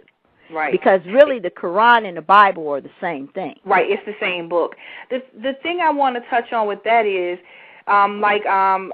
you know what, I'm gonna call Reverend Majadi Baruti out, because I know he's still in this chat room, and I know he's about to type in, rolling on the floor, laughing my ass off or something in the chat room. But go ahead and call in right quick. 646-716-7675. I want him to touch on that Paul versus Jesus, because those two people taught a different. They had different teachings, and we're not told that. Most people are not told that. But if you look at the Bible and you separate what Jesus was teaching versus what Paul was teaching, Paul did not like women, and Jesus revered and loved women. And that's very pertinent, because for people that call themselves Christians, but yet in most Christianity circles, they really do not allow or don't like when women become pastors and preachers and this and that, especially in Christian churches. Yeah, but I was going to say, oh wow, I did the word Catholics. That's the word I was looking at too.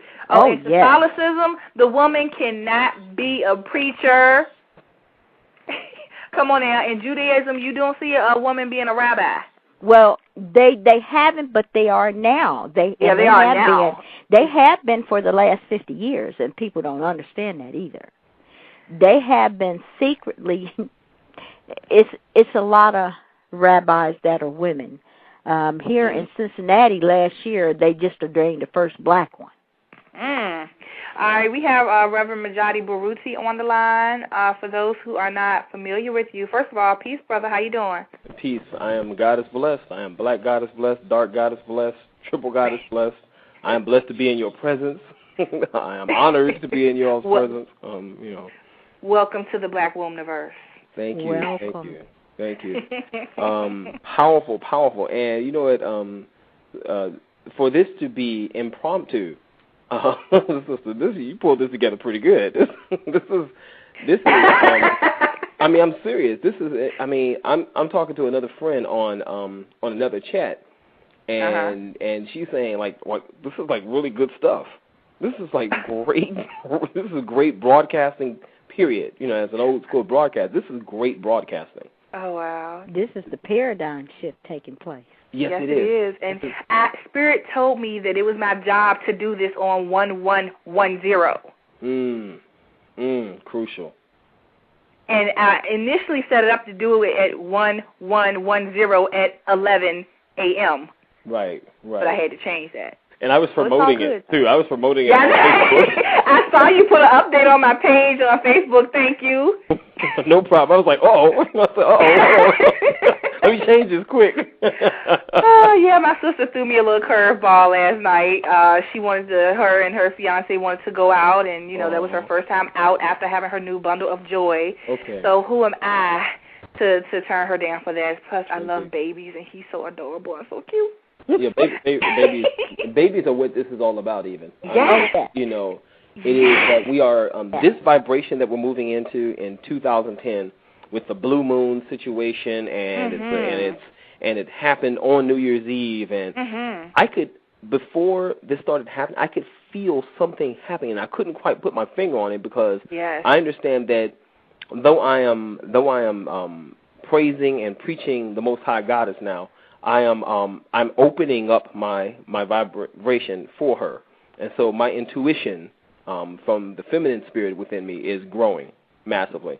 But still, I understand there are some things I still can't see yet because I'm still learning. I'm in effect, I'm a man amongst the Creator, standing in the vibration of the Creator, and she is constantly teaching me. But I could feel something happening. This is a new vibration we're in. It's almost like we just like someone turned the light on.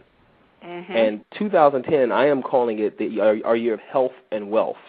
Mm. We need to move towards not only higher consciousness, but I want to help to promote all the goddesses who are doing work, like Lady Phoenix dealing with womb wellness, vagina healing. That's right. Anything that deals with that powerful sexual energy that is controlled, brothers, by a woman. That's her energy. She controls that. Your best bet to learn properly from it is to submit. Just do what you're told. Everything will work out fine. And I have also run into a young blood. I'm not going to give his name because I don't know if he's prepared. He's actually made himself public already, but I'm not going to. I don't want to put his name out there like that. But he's a brother that is having some issues now with a. I'm just going to go ahead and say it like this. The revolutionaries, the Pan-African nationalists or the black nationalist revolutionaries, particularly the younger folk, are having a battle right now. There are some of the young bloods who want to praise you, Creator. He wants to praise you, and he does work towards that effort. Mm-hmm. And he is now getting blasted from these brothers. They're calling them all kinds of names, and this kind of thing. They're saying that he's on some kind of feminist tip and things like that. I'm like, no. I'm more. I know exactly what he's talking about. Mm-hmm. Yes. And so I had an opportunity to talk with the brother, and I'm gonna. He and I want to work with him. Powerful vibration, and to be young doing that, I'm loving it. I'm loving it. I'm 40. I talk to brothers my age, they look at me all cockeyed crazy, like nigga, what are you talking about? Black woman is goddess. Black woman is God. Nigga, you must be out your mind. Real quick. Let's make it real plain and simple. Let's break it down to basics. Let's just be real basic. Okay. If you have a woman and you're with this woman and you revere this woman and you make sure that she has everything that she needs and everything that she wants, she gonna bust her back to make sure she please you. Why wouldn't you want to do that? Come on, preach. Exactly. Why wouldn't a man want to do that? Insanity, disease. Exactly. You've got to be crazy if you don't want to please her, because when you please her, you please you. Oh, thank you. And not only that, the entirety, I have said it, I say it over and over again, I preach it. This is something I believe, not only believe it, but I can prove it. I can find there's archaeological evidence to prove you, the African woman, is the savior Messiah for our people. And until we grasp that, we've been looking in the sky for some white guy with a mini skirt on to come flying out the sky, with the little golden chariots and all this kind of thing, rainbows and sunbeams and all this foolishness. And a golden skirt and rainbows. Right. I'm like, yeah, I'll just leave that alone, whatever. But this is what we're looking for. We're looking for this dude to come flying out the sky to save us. And we as men, we lie next to her. 17 years ago, I gave the Creator a bottle, and I rocked her to sleep, and I tucked her in, and I read her stories. 17 years ago, now she is 17, and she's looking at going to college. my daughter, Jamila. I fed the Creator. You know what I mean? I have been in her presence in all aspects, spiritually, intellectually, sexually, physically. I'm working in the field of economics and finances. You are right next to the Creator of all things, and you turn away from her. Black man, it is time. We have to turn back toward her. And sisters, now it is time for you to demand. 2010 is about demanding. I think 2009 we were struggling. We were kind of getting our motion. We're getting the motion back. Now it is 2010, and it is, you are placing it as it is. This is what it is. It is going to be, period. There is no, we're not taking shorts. And my job as Ampu, the dog, the guard over the temple over all set, my job is I'm going to preach your word. I've got that war horn, and I've got my machete, and I'm standing in front of the gates, and if someone tries to disturb this temple, I'm taking their head, period. That's my job. That's the way it's supposed to be. That's my job. And brothers, I need your help. Brothers who are listening, who may listen to the show, I need your help, man. I need your help, man. Come on. You know, you said the word demand, and when she's not going to demand, she's just going to be. And we're not even going to say anything. We're just going to be, and we're going to do. There it is. Okay. And that's really what it is, because you don't demand. You don't. That's the God isn't a God of force, coerce, or manipulation. So she's not going to do that. She's not going to demand it. She's just going to be. Okay. And she's the leader. So if you're gonna get to live on this earth, you're gonna follow. There it is. I just got goosebumps when you said that. Because if not, you won't be. That's right. That's right. We're not going to be doing all this stuff, debating and all that stuff. That just wastes time. Okay. That's not a part of our habits of debating. Okay. Because we were telepathic, we didn't debate. We knew. Right. We were. Brother Majadi, I want you to speak on the Peter versus Jesus in terms of what they taught. Paul versus, I said Peter. Paul. Oh, no. That's on my mind. Paul versus... See, you're messing up. Okay. Wow. So Paul versus Jesus. Okay. Shut up, Majadi. Just go with It's going to take a minute to get over this to realize Jesus. that. Keep it going. Just keep it going, boy. Keep it going. Just keep it over. Just keep it going. I did that series on, it was called The Black Goddess in the Bible. Mm-hmm. And I just went through, and it was really basic because there's so many intricate things there. But dealing with Paul, when I got to the section with Paul versus, and I knew it was going to cause some controversy. And I don't know if you all listened. You had the brother call in. The brother called in. I was like, wow, okay. And he tried. I have to honor the brother. He tried his best, but he just couldn't prove it. If you read what Paul says, Yeshua was always praising his mama. Mm-hmm. He was always praising. Okay, you have the one story about him. His wife too. Right, exactly, and his wife as well. He says one of the last things he says, and I think it's very powerful, and people kind of pass over it in biblical teaching.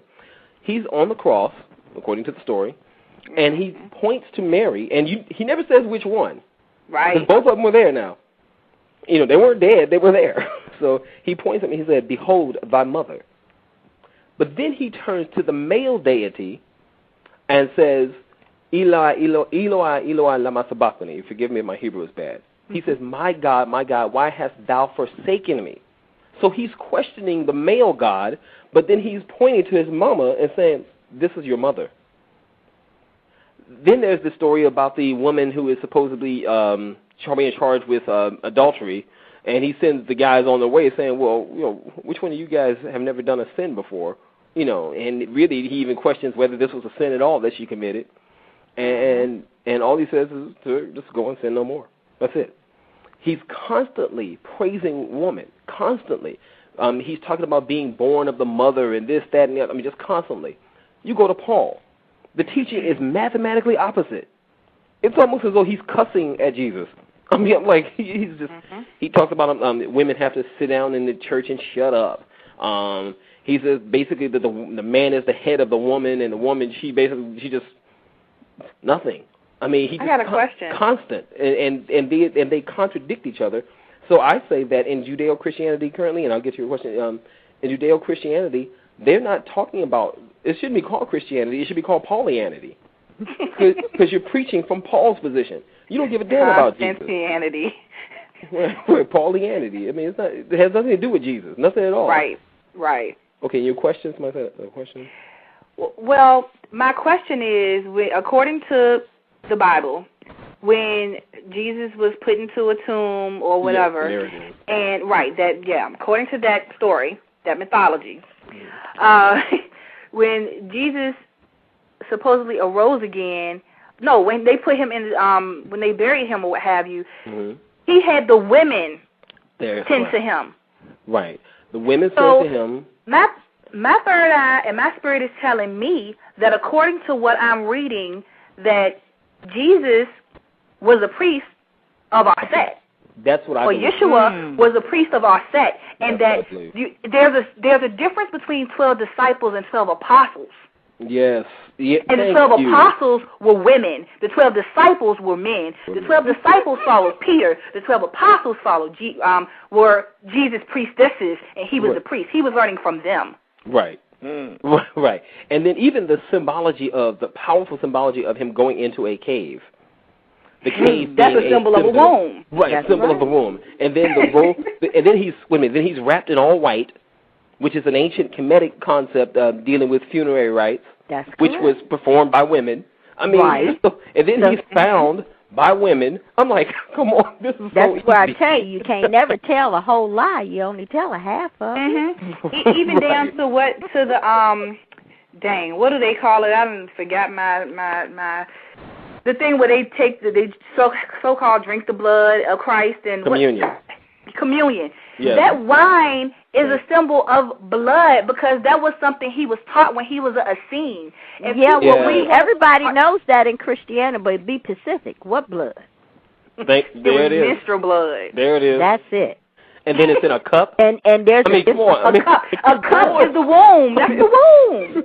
I mean, look at the book, the blade. I mean, you can blade in the chalice. The chalice. Yeah.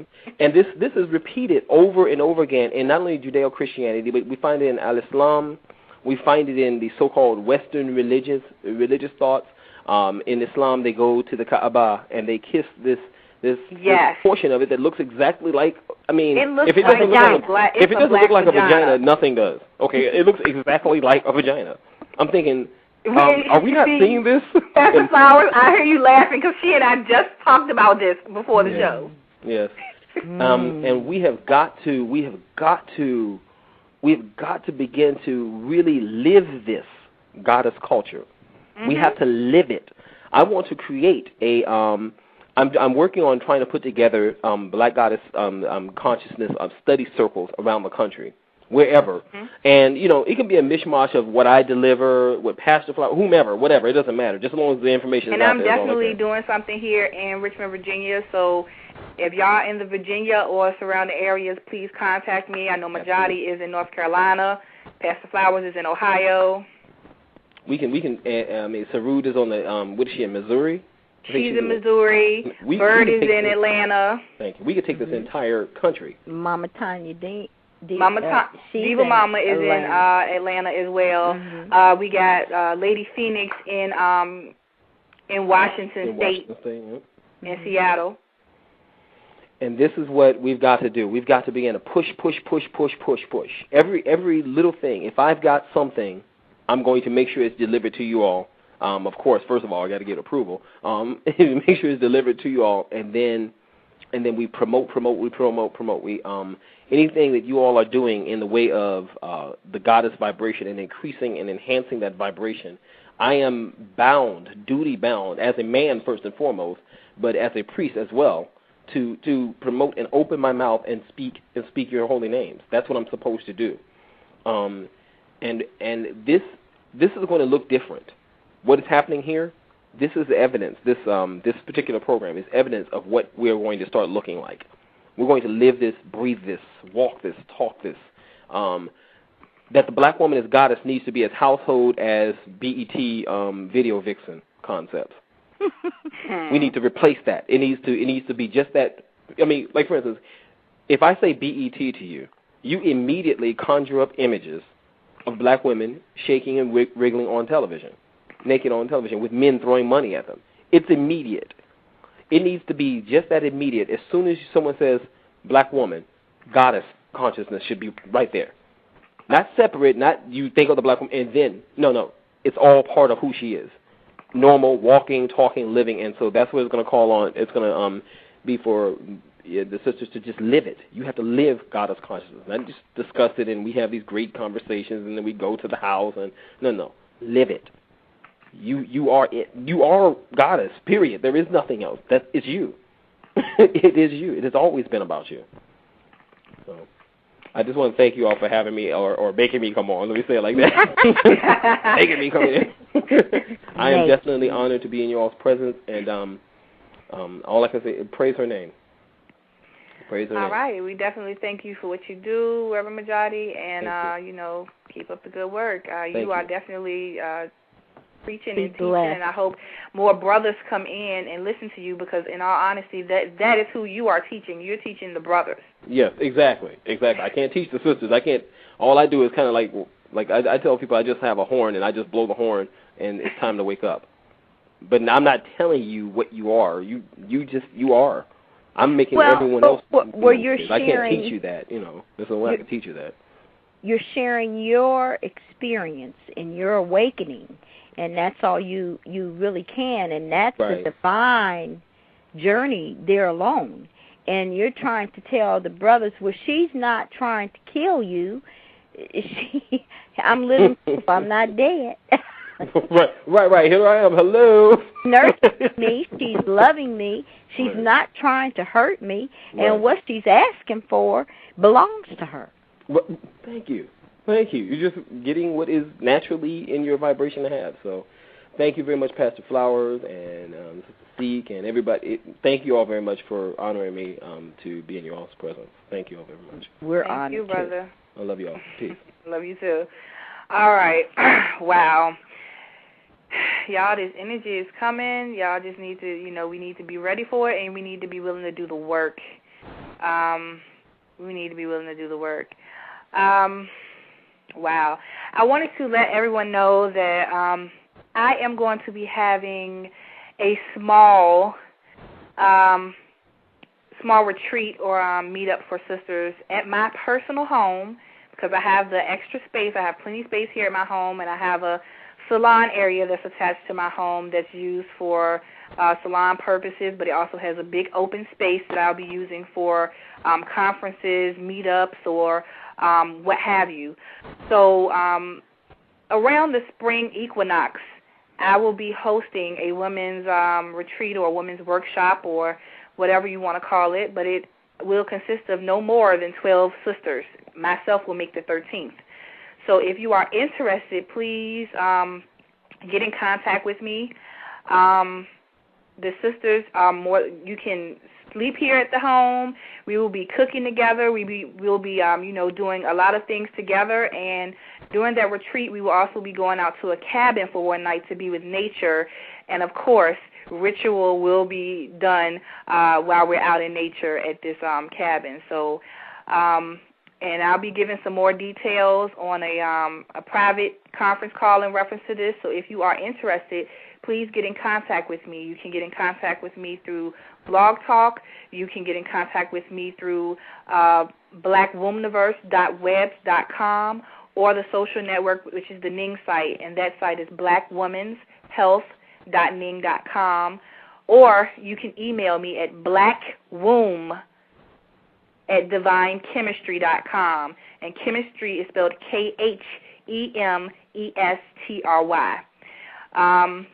My plans is that it will be very low cost. I'm thinking around $100 for 3 days, and that $100 will include your food for the entire weekend, and we'll be renting minivans so we can get around together and do things as a group, and it will also include the cabin that we'll be using one night. So, again, if you are interested, the amount of people that will be participating will be limited because this will be the first time that I'm doing this, and I will also plan to do one for the summer solstice as well. But definitely get in contact with me if you are interested. So just want to put that out there, and I'm trying to see if we can get past the flowers and Diva Mama. Lady Phoenix will be at the summer one because she's also hosting something similar in California. So if you're in Seattle. So if you're in the West Coast, please, I think she may be doing it in California instead of Seattle. But if you're on the West Coast and you want to participate with something for the spring solstice, please, get in contact with me, and I can get you in contact with Lady Phoenix so that you can get some information to participate with her spring equinox ceremony. Because it's important that we do ritual and ceremony and we connect back with Mother Earth. This is who we are, and so we must do this. That's correct. And I think hers is free, too. You just have to get out there. Mm-hmm. You just have to get out there. Yeah. Of course, when you get out there, you're still going to have to pay for your own food and things like that. The main reason mine is going to be $100 because the food is included. Right. So the whole time you hear the food is included, and your place and the shelter is included, and transportation is included. You just have to get to Richmond, Virginia. And that's cheap. Right. So, y'all let me know y'all interested. I've given you the contact information, and like I said, it's only going to be up to 12 people that will be able to participate. So, Gotta Seek Wisdom card. The thrust of what this year is going to bring about is the fact that for those that it's always going to be a time where women are going to come in and discover what they are.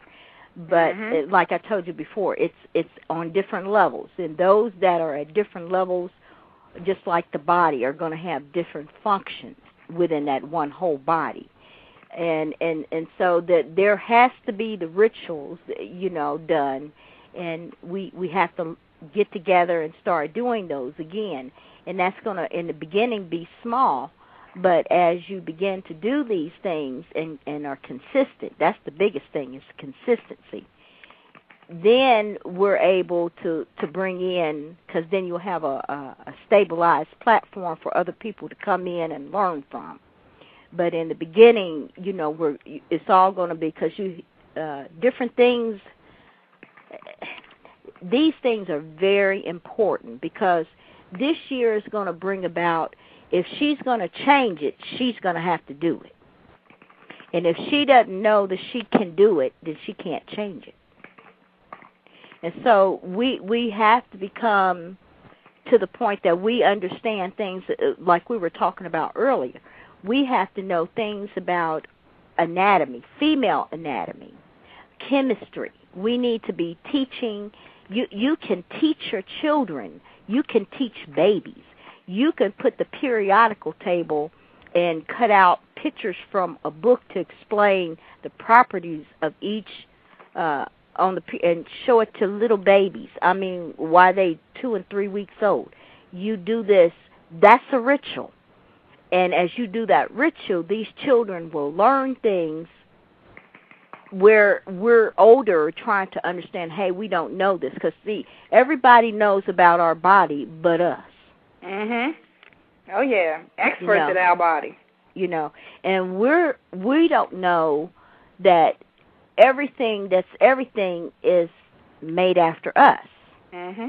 We're the secret knowledge. We are the mystery. We're the mystery system. We're the black in the sky. And so we're going to have to... Dark matter. Dark matter. That's what we are. We are Dark Mother. We are. And the thing I always say to people is, people talk about the Big Bang. This is my comment about the Big Bang, or what have you. We came into creation because the Big Bang is nothing but the Great Mother's orgasm. Look at that. It's the Great Mother's orgasm. Okay? That's it. And yeah, some people can describe it as a big bang, because that's exactly what it is, a big bang. So the thing here is we're going to have to know who we are, know what we are in order to use our own power. But then we also have to get to this point. We have to stop playing around, and we have to admit where we went wrong. But you got to do that journey. You got to do, because see, that's the same process that the man got to go through. He, Reverend Majati, he's trying to help the brothers. Right.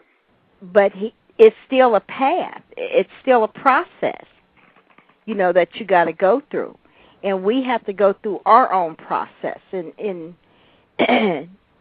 these things are two separate things, but they're really related to the whole. But they're two separate things. The men have to get to the point that they have to understand that they didn't get here without us. So why would you hate us? How could you be over us and treat us like we're nothing when the only way you got here is through us? That is true. And at any moment, like the way these young girls are having abortions nowadays, she's saying she don't want no more.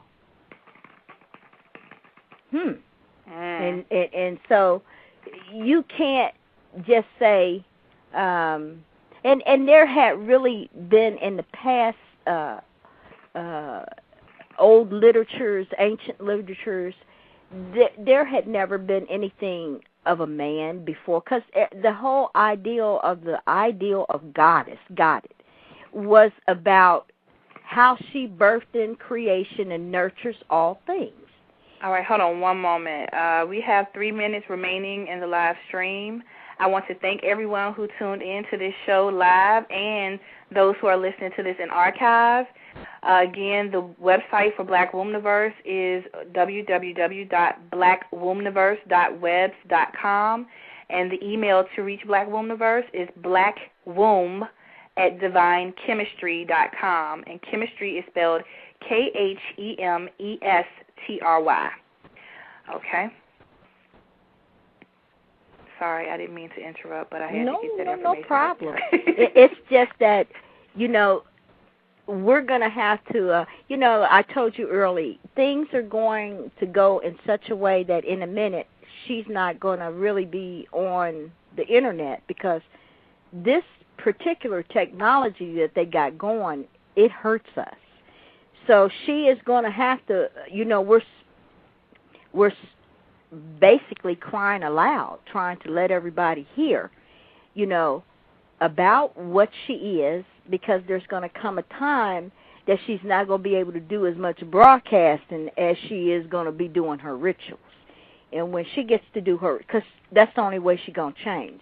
And that's going to take most of her time, because we live in a situation where this is detrimental.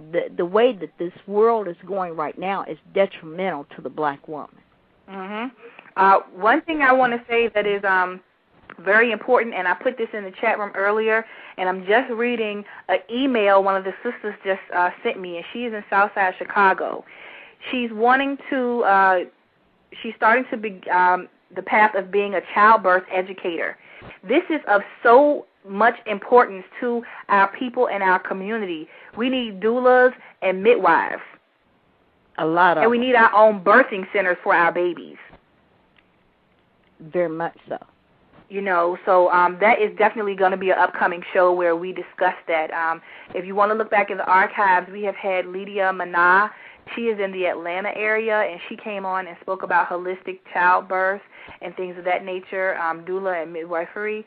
If you could go back in the archives, she was on in maybe, I think, late summer, if I'm not mistaken, or either early summer, maybe July or August. So look back in the archives and check that show out. But we definitely need to discuss that amongst sisters and get the ball rolling on setting up systems where we have doula and midwives everywhere. That's correct. That is correct. Because that, matter of fact, those things should be taught to, instead of us sending our children to these school systems that are miseducating them, we need to form our own schools, homeschool. And if you homeschool, you can always come in a large group. There's many ways you could do this, even if you work full-time. And it's very important for the babies or even our younger women, because like I said, you have to prepare the ground first to receive the seed. And we are the earth. We are the ground. And the problem is the ground is deficit. It's deficient. It doesn't have what it needs in it to really bring about what we want. So if it doesn't have what we want, we have to begin to fertilize that ground and fix that ground right. And so that comes in like with the doulas and the midwives for us, as I said before, about anatomy and women not knowing about their bodies. That was something that the women were taught early.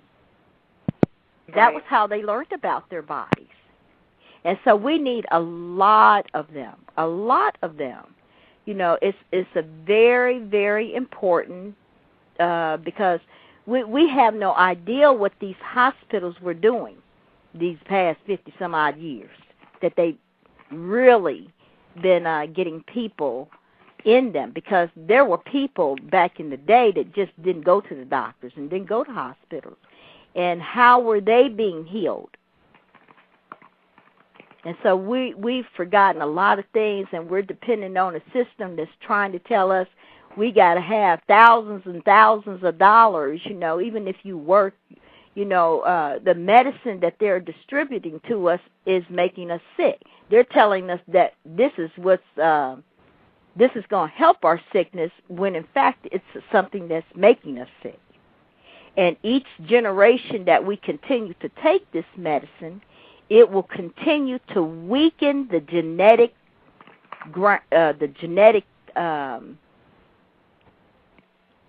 body of the black woman, where she is producing deficient people, men and women. Right.